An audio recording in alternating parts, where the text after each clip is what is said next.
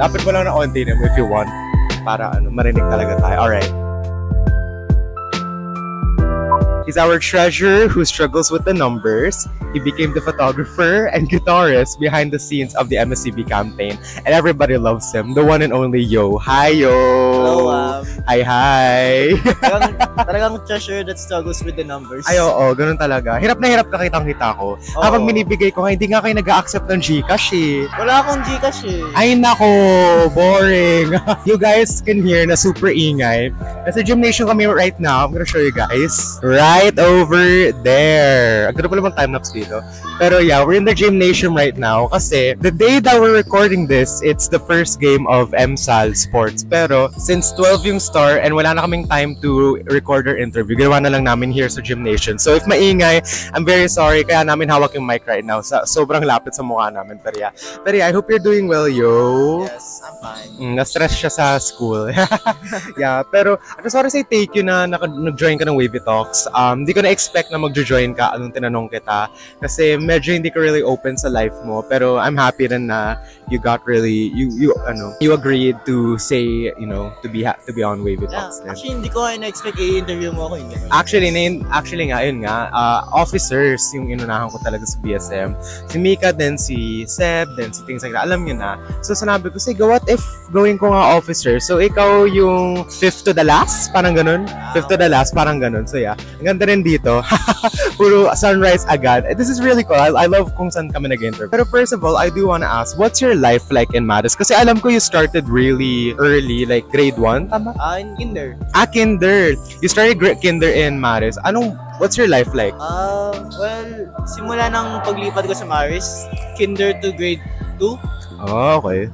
Madalas nabully ako.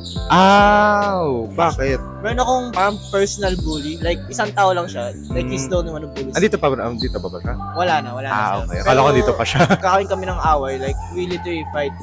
Gets. Like, may free time kami. Like, playground. So, nag-aaway kami minsan dun. And siguro yung isang time na pinakamalala na away, nakipagsaksakan kami ng pencil. Akala ko, oh my God. Hindi kutsilyo. Grabe yun Bakit? Grabe yung away nyo Grade 1 lang kami nun, ba't ko yung kakain kutsilyo? I mean, yeah, kasi starting pa lang ng grade yun. So, of course, there's bullies there. Kaya, yun. Nagsaksakan kami ng pencil. Bagong tasa pa yung pencil niya. So, ang sakit. Principal kami dun. Pero, after nun, ayun, di naman niya ako kinulit. Tapos, pero wala pa masyadong friends din dun. Siguro 1, 2, 3 friends lang. Gets. Naging social lang ako nung junior high. Saka lang ako naman kayo ng tropa. Junior high. Okay. Gets. I know, I get your life there. Kasi ganun talaga. When you start off a grade, like grade 1 or kinder, doon ka na nagsistart na maging bully actually. Then, it usually stops around grade 3, then onwards na. O depende rin sa mga friends na kasama mo. Pero yeah, I understand na ganun yung life mo. Pero what about elementary and high school? Kasi senior alam ko na kasi malamang kaklase kami. Pero elementary and high school, paano naman yung buhay mo dun? Well, elementary, wala. Ang boring ng buhay ko sa elementary. Ang quiet ko. Like I said, wala pa masyadong kaibigan. Madalas yung mga nangyari sa akin na experiences was high school na talaga. Kasi okay. Pag-usap na ako sa mga tao nun. I get you. Doon ako nagkaroon to pa. Lalo na nung pandemic, may group of friends kami, Discord, nagkaroon kami sa assignments, laro kami. Doon ako nagkaroon ng mga best friends talaga. I see. Then senior naman, of course, we all know you. Naging photographer and guitarist sa MSCB campaign while it was ongoing still. But you've been studying Maris for like 11 years, tama? 12 bata kasi kinder 1. Okay, 12 years. Pero maganda naman yung life mo here. Maris. Like overall life. Kasi like patapos ng grade 10, yung parents ko pinapalipat nila ako ng ibang school. Anong school? Ateneo. Wow. Yeah, kaya pina-entrance exam nila ako doon. Hindi ako nakapasa. Pero even if kung pumasa ako, parang mas gusto ko yun dito dito, kilala ko yung mga tao, yung teachers. I totally get you. Pero sa college saan ka? Ateneo? Tremolet? UST. The Big Four. Okay. Well, hopefully that happens. Pero me and Yo, nalaman ko lang si Yo, like a little bit of information about him nung MSCB campaign. Mainly lahat ng mga na-interview kong officers, MSCB campaign ko sila nakakilala lahat. Nasanay ako with 20 students sa old school namin. So, nung naging 35, wala ko masyadong, ang dami natin kaya parang na-identify ko lang si Mika, then basta unang group of friends ko lang, hindi ko nga alam na exist ka or si Lorenzo. Kasi again, ang dami namin. Kaya parang I couldn't really keep up with everything. Pero doon kami nagkita ni Yo sa MSCB campaign. And part din siya ng behind the scenes. Siya yung nag-take ng headshots nila, ng mga candidates, and then ako yung taga-video editor. Pero I do wanna ask, what do you think about working behind the scenes of the MSCB campaign? Sa MSCB? Actually, magandang experience. Because Sobra. grade school pa lang, meron na kaming ganyan eh. Yung Okay. student body. Iba tawag doon. MGSCB ata. Tapos high school, MSCB. Junior high naman yun. Gets. Pero I never ako naging part nun. Never ako naging part ng officers din actually. This year lang ako naging officer first time. Gets. So, may kaibigan din kasi ako last year. Siya naman yung photographer ng party. Okay. Nung junior high kami. Yeah. Nakikita ko sa kanya kasi like, ang saya-saya nila. Oo. Like, take pictures sila, kasama na yung candidates. So, Yeah. marami siya nakilala din. So, nung naghahanap si Ras, puto siya sa classroom natin, hanap ng photographer. Sabi ko, okay, sige. Since medyo marunong naman ako, Yeah. try ko yung opportunity as a good experience. Oh, so si Ras talaga nag-recruit sa inyong lahat? Kasi sa akin din, si Ras din nag-recruit sa akin eh, as a video editor. Kaya, that's very calming and nice. Pero yeah, I get you there na super saya talaga sa MSCB. It's like an opportunity na di ko na-expect na makuha ko. Kasi sa small school ko, walang nagpa-edit sa akin, walang nag-ganun. I did all on my own. Tapos, nung may nagsabi sa akin na gusto mo ba maging video editor, I was down for it kasi opportunity siya eh. Never ko siyang naranasan. And then yung MSL video, I did some of it as well. Pero it was complicated. Pero nung tinig talaga, it was very fun. And I really love how na parang when I got to meet the other candidates, other members dun sa tinig, I'm really happy kasi parang I got more recognition from them na nakilala na nila ako, na ako si Wam and things like that. Kaya, I'm just very happy na ganun nangyari. Pero I do wanna ask, bakit mo din-decide na maging photographer and guitarist sa kanila? Sa tinig pala campaign? Well, yung photographer, ayun nga, isang lunchtime, dumating si Ras sa classroom, naghahanap ng sino may professional camera. Sabi ko, ako meron ako, ano meron? Sinabi niya kung pwede ba mag-photographer. Yeah. Sabi ko, yeah, sige, sure. Kasi yun, pwede ko ma-practice taking photos. Kasi wala akong palaging time nun. Wala akong Gets. yun na, gusto ko matuto ng photography. Kaya tinay ko yung opportunity na yun, matuto. Tsaka yung sa guitarist naman, Dalawa yun grabe 2 roles. oo nga, pero isang beses na naman kami tumugtog eh. So, okay lang yun. Yung guitarist, well, ayun, natuto ako mag-guitar dati eh. And once na ako tumugtog dito sa school, nung last year lang sa grade 10 graduation namin. Nag-usapan na magkaroon ng ginawa ng tugma, may pa-tugtog, gano'n. Sabi ko, sige, sabihin mo lang kami, yung band nung graduation kasi I have other friends din. Yeah. So, Artino, nagigitara, so, yun, gusto ko Okay. Gets. Pero you do guitar in church ba yun? Yung nakita ko sa sa social media mo? Hindi siya exactly for the church. Okay. It's like a community under the church. Gets. Oh. Kasi mainly if nagpa-play ka ng ganun, you know na it's for the church. Or if very known ka, it means it's a gig. Like yung, tama ba? Music gig ba tawag sa mga ganun? Kung maalala eh. Yung mga nagpa-play ng, I don't know, pero... Ayun.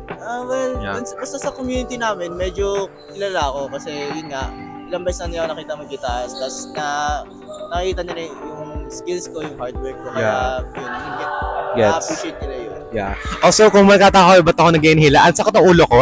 Ang init kasi, pero it's okay. Napapagaling naman ako. Pero yeah, I get you. Kasi, nagulat din ako na guitarist ka eh. Na, nag-gitara pala to. Actually, yung mga teachers nga din eh. Yung nag-play sila dun sa Media Org, sabi ko, nag-gitara pala siya. Nag-gitara pala siya. Ulit ako. Kasi di ko alam they play guitar. Kasi, again, we just see them as teachers. Di natin nakita na, so ganito pala si, nagtuturo lang siya, things like that. Kaya nakakagulat lang din. Pero yeah, I get your side na you wanted to become a guitarist and their photographer in the campaign. Actually, ikaw yung first person na in-interview ko na behind the scenes sa Tinig. Since ang dami rin nating na-experience sa campaign for over 3 months, naalala ko sabi sa ni Tristan yun, what were the best and the hardest moments during the campaign? Siguro, mga tatlong moments. Go. Para sa akin. Una, meeting the advance eh. Yeah, the MDA. Training na natin speeches nila, yung rebuttals nila. Parang medyo nakaka-hype din kung paano nila, paano niya sinagot yung mga tanong. So true. Second, yun, tumugtog kami. Yeah. Parang ang dami nanonood. Dahil may mga BCM, ang dami nagsusupport sa kanat. So, medyo naging proud ako sa sarili ko, pati yung mga kasama ko doon sa band nun. Yes. So, we did that. Tumugtog kami. And yung third, siguro yung overall moments na kasama ko yung Tinig. Yeah, that's very, Kasi parang welcoming. Kasama sila eh. Parang nagloloko lang tayo minsan. Pero kilala mo naman sila before senior? Hindi. Never din. Ako din. Malamang, student eh.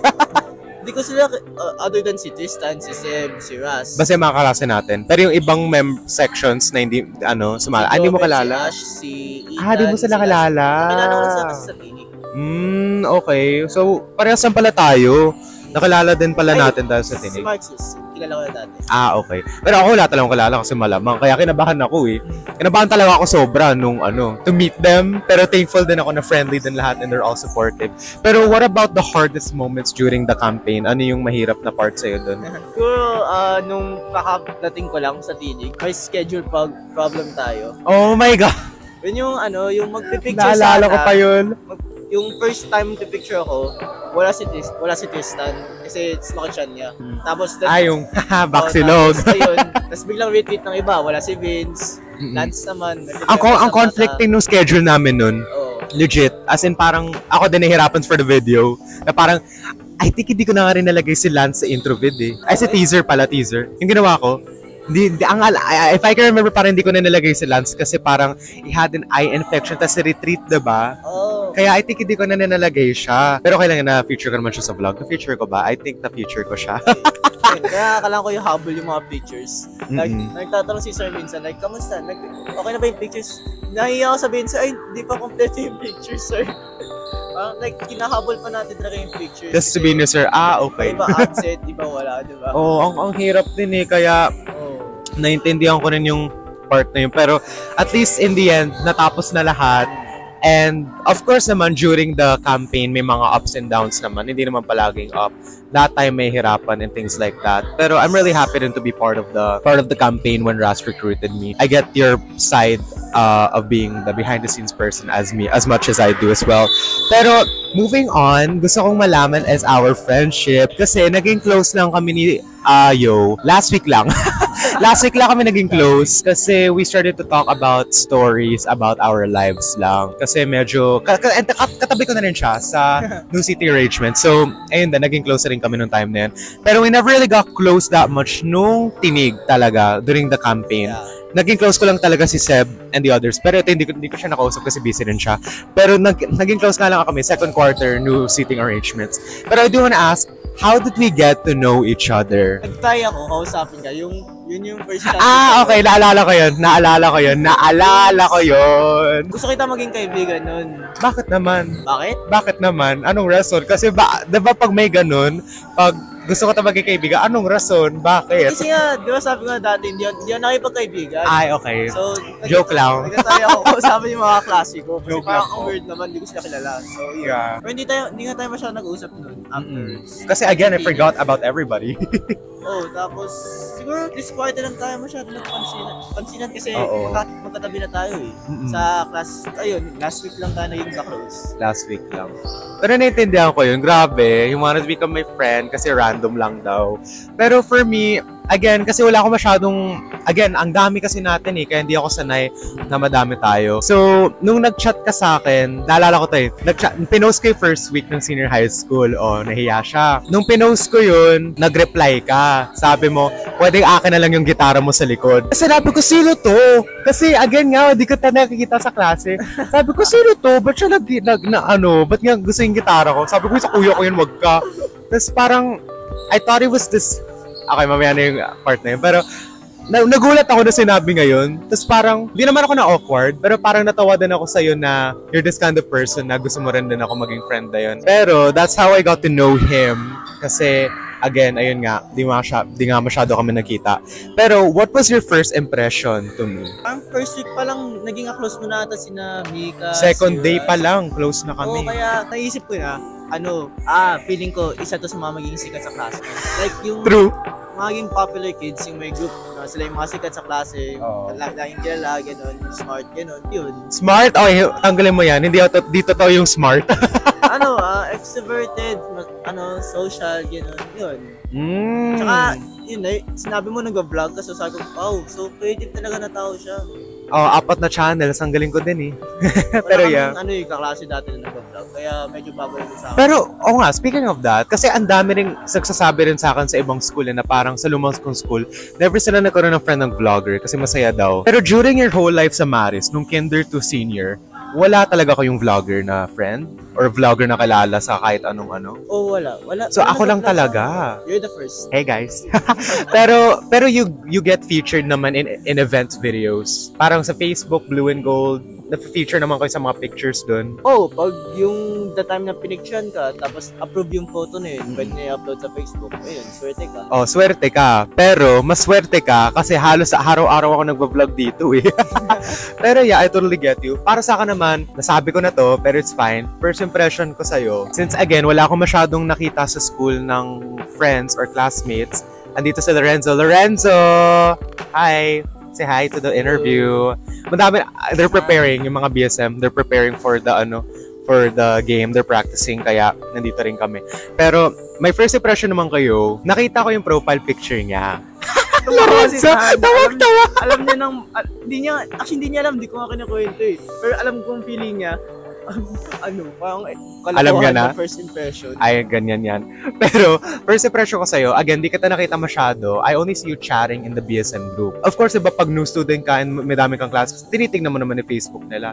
So, tinignan ko yung sa'yo, yung background ng profile picture mo, parang nakalingon ka sa isang something. Tapos, ilalagay ko lang sa video yung picture, di ko ma-explain. Pero you were somewhere in a horizon with a green grass.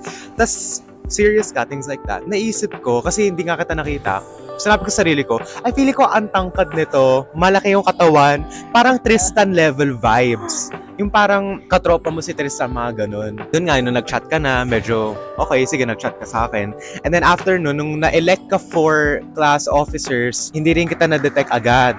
Kasi full name mo yung Okay. Kaya hindi ko, kasi iba yung full name niya sa tinatawagan naman sa kanya. So hindi ko alam na si Yo pala yun. Hindi ko nga rin alam na si Seb pala yung Ang alam ko lang si Gian, si Tristan, si Mika. And kayong dalawa, hindi ko na na-detect masyado. Nung tinitignan ko yung picture. Facebook, Sebastian Amoroso. Oo. Kaya parang hindi ko na-detect kayo agad. Tinitignan ko lang yung picture nyo, pero nagsasabi ko, sino ba talaga sila to? Pero nung nalaman ko na kung sino ka, I think this was the time na sitting arrangement tayo. Nakita na kita, katabi mo si Mika. Hindi ko na-expect na yung pala yung... Hindi ko na-expect na ikaw yung Yo na hindi ko na isip. Ay, yun ba yung like nasa floor kami? Hindi, nasa stage kayo, tapos parang may sinasabi kayo, nakatayo ka, tapos parang... Katabi mo si Mika. Oo, tapos nag-uusap ako, tapos yung itsura mo parang natatawa ka sa akin, parang sabi ko, ganun ka. Tapos, pero nung nakita na kita sa stage, dun sa classroom, hindi ko na-expect na ikaw pala yung Yo. Kasi nga na-expect ko matangkad ka. So, nung in reality, no, nakita ko sa'yo, hanggang dito lang siya sa katawang ko, very medium height, medyo payat. So, nagulat ako na si Yo pala yan. Payat? Payat. Okay, I'll take that. Na oh my God, payat pala to. Akala ko legit malaki yung katawan ng si Tristan. So, ayun yung first impression ko sa'yo. And coincidentally, yun din pala yung first impression sa'yo ni Seb. Kaya tawang-tawa ako na yun yung first impression namin sa yung dalawa. Kasi just ko nagulat talaga ako. Misleading pala yung picture na yun. Oo, kasi akala ko mukhang like dito lang yata sa katawan mo dito. Oo, kasi yung matangkad. Yung kasi siya 0.5 na picture siya. Kaya pala. Dito lang siya It's like ganyan lang. So, dito lang kita. Kaya na full ako. Tapos parang sinabi to, advantage daw yung picture. Akala daw nila matangkad. So, na-catfish. Charot, na-catfish. Pero, again, our friendship naman with you, naging close na kami second quarter and halos usap kami araw-araw regarding life. Let's just not pretend kung anong pinapag-usapan natin. Pero, you talk about life halos araw-araw and things like that. Kasi, again nga, magkakasi ulit kami. And kami rin ni Lorenzo little by little. Pero, yeah, that's how our friendship happened. Now, they're playing. Pero I do have the last question for you. And grabe, ang bilis natin dito. Sabi ko sa'yo, be, matatapos tayo before 12 Pero the last question that I want to ask you is that, since you've been in here in Maris for almost 12 years na, kasi next year will be 12 years, what do you think your future will hold until grade 12 and then hanggang college? Hindi ko madalas iniisipan kasi like, pag tinatanong ako ng magulang ko, or pag ng relatives or other people, so like, yo, ano gusto mo paglaki mo? Sagot ka doon, gusto mo maging masaya. Weh, talaga? That's what you say?